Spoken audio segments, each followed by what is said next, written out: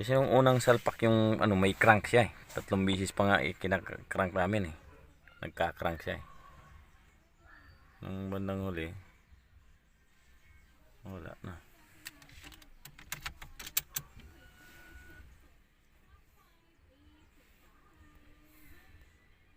Ayun oh, may dalawang susi na oh. Nakaprogram na yung susi na to eh.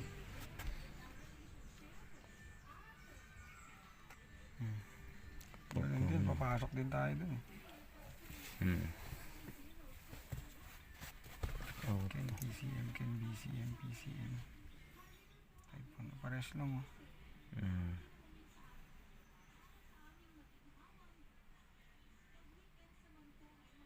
Kailangan nakaprogram to receive dito sa ano.